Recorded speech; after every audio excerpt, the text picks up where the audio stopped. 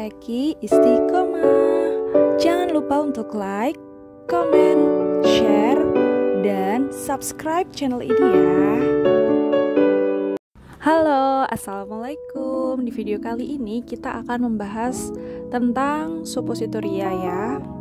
Nah, pada gambar ini kalian bisa mengamati ini adalah gambar suppositoria dengan metode pembuatan cetak tuang ya. Selanjutnya, untuk lebih jelasnya kita simak videonya. Nah, sebenarnya apa sih itu suppositoria? Nah, suppositoria ini adalah sediaan padat yang penggunaannya ini ditujukan untuk rektal, vaginal, ataupun uretral. Kalau menurut Farmakope Indonesia edisi keempat, ini definisi dari suppositoria adalah sediaan padat dalam berbagai bentuk dan bobot yang diberikan melalui rektum, vagina, dan uretra. Umumnya meleleh, melunak, atau melarut pada suhu tubuh. Nah, untuk suppositoria vaginal ini biasa disebut dengan ovula, sedangkan untuk suppositoria yang digunakan untuk penggunaan uretra ini biasa disebut dengan basila atau bujis. Nah, di gambar ini ada contoh sediaan, ini mereknya ada Dulcolax, penggunaan untuk rektal, kemudian ada juga Pladistin, ini zat aktifnya ada metronidazol, nystatin, dia untuk penggunaan vaginal.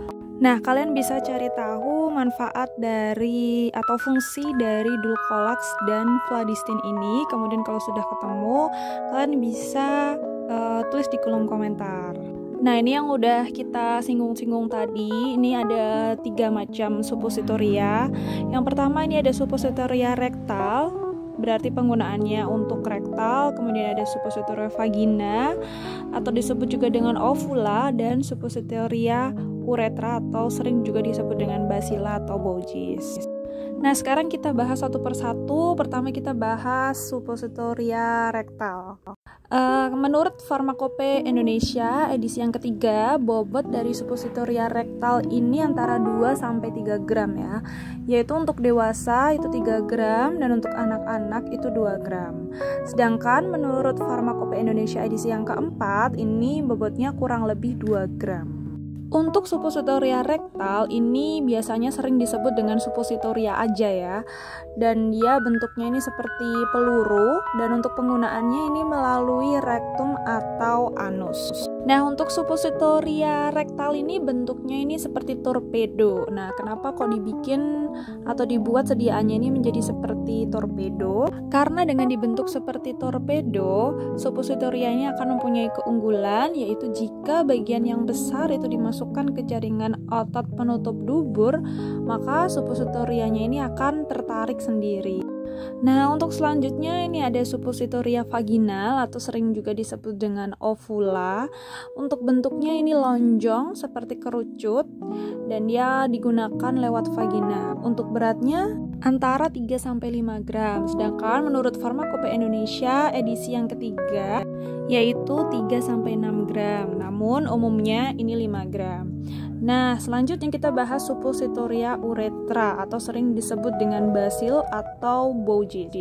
Nah, untuk suppositoria uretra ini sebenarnya untuk saat ini itu sudah jarang sekali. Namun kalian juga perlu tahu beberapa hal tentang suppositoria uretra ini. Digunakannya pasti lewat uretra. Untuk bentuknya dia batang dengan panjang antara 7-14 cm. Suppositoria untuk saluran urin wanita panjang dan beratnya 2 gram. Nah, sekarang kita akan bahas beberapa keuntungan dari sediaan suppositoria. Yang pertama, suppositoria ini dapat memberikan efek yang cepat untuk lokal dan sistemik. Maksudnya lokal ini hanya digunakan pada daerah setempat, misalnya untuk hemoroid seperti itu, atau mungkin infeksi jamur pada vagina gitu. Atau bisa juga untuk sistemik, yaitu yang dia itu beredar ke seluruh tubuh. Nah, kalian juga bisa menyebutkan contoh contoh sediaan suppositoria yang fungsinya ini untuk sistemik ya. Nah, yang kedua ini dapat menghindari terjadinya iritasi pada lambung. Jadi untuk penggunaan suppositoria ini dia akan mencegah iritasi ya pada lambung. Jadi ada beberapa bahan obat yang kemungkinan itu bisa menyebabkan iritasi pada saluran cerna jika diminum atau digunakan melalui rute oral. Nah, ketika diberikan melalui rute suppositoria karena dia dimasukkan misalnya melalui rektal atau vaginal, maka akan menghindari efek samping tersebut. Nah, yang ketiga ini dapat menghindari kerusakan obat oleh enzim pencernaan dan asam lambung. Jadi ada beberapa obat yang jika digunakan secara peroral itu kemungkinan dapat rusak di lambung karena pengaruh pH ataupun pengaruh dari enzim-enzim yang ada di lambung. Maka dengan pemberian melalui rute suppositoria ini dapat menghindari efek samping tersebut. Keuntungan yang lain dari penggunaan suppositoria ini adalah baik untuk pasien yang mudah muntah ataupun tidak sadarkan diri. Jadi untuk pasien-pasien yang dia sedang muntah-muntah itu akan ada kesulitan untuk menggunakan obat atau meminum obat secara peroral. Untuk pasien yang tidak sadarkan diri juga akan memiliki kesulitan untuk menggunakan obat, jadi akan lebih mudah jika dibantu dengan orang lain untuk memasukkan suppositoria ke dalam rektal misalnya. Nah, yang kelima ini dapat menghindari first pass effect atau efek lintas pertama di hati. Jadi obat-obat yang diberikan melalui suppositoria itu tidak akan melalui metabolisme efek lintas pertama. Nah, apa sih yang dimaksud dengan efek lintas pertama ini? Jadi obat-obat yang diberikan secara oral atau yang secara diminum ketika dia masuk di saluran cerna kemudian diabsorpsi, maka ada kemungkinan dia akan dimetabolisme oleh hati yang kemudian akan menyebabkan konsentrasi obat ini berkurang cukup signifikan sebelum mencapai sirkulasi sistemik. Nah, sekarang kita akan membahas beberapa kerugian untuk sediaan suppositoria ini. Nah, yang pertama, jika pemasangan suppositoria ini tidak benar, maka obat ini akan mudah untuk keluar kembali. Jadi, untuk pengaplikasiannya memang harus secara tepat. Sedangkan yang kedua ini untuk pemakaiannya ini kurang menyenangkan dan kurang praktis ya. Nah, yang ketiga, suppositoria ini tidak boleh digunakan pada pasien-pasien yang mengalami pembedahan rektal.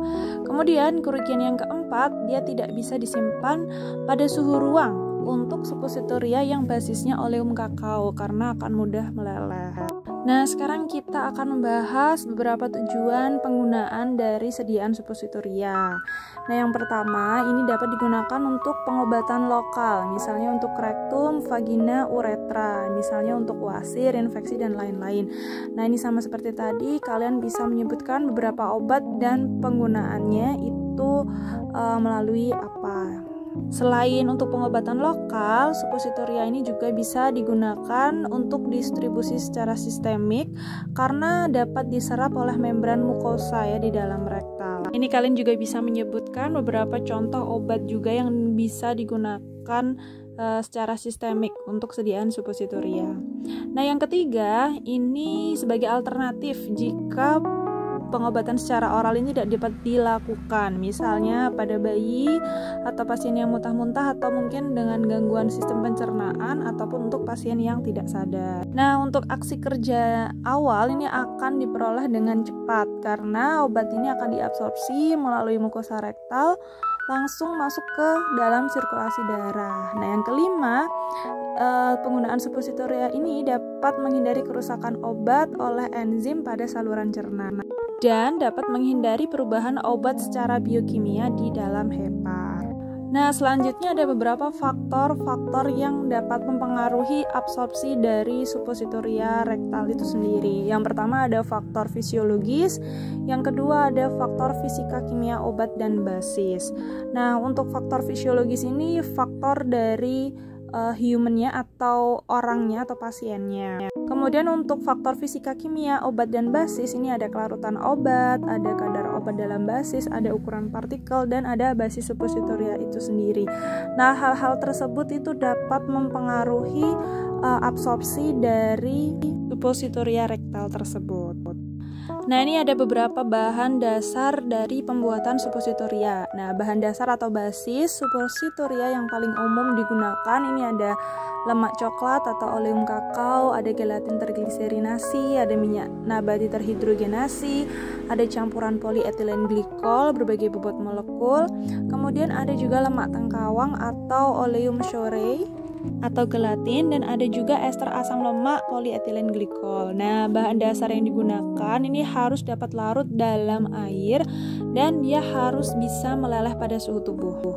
Nah, bahan-bahan dasar tadi ini kalau dikategorikan berdasarkan sifatnya ini bisa dijelaskan sebagai berikut. Jadi ini ada 3 golongan basis suppositoria. Jadi ini mirip ketika kita mau membuat tablet ataupun pil, ini juga ada bahan pengisi dan lain-lain.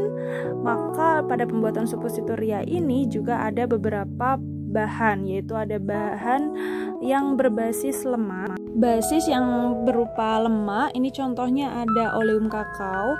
Kemudian ada juga basis yang larut dalam air atau yang dia itu bisa bercampur dengan air.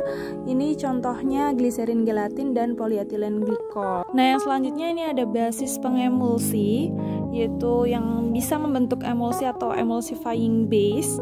Nah, ini contohnya ada campuran twin 61 85% dengan gliserin laurat sebanyak 15%.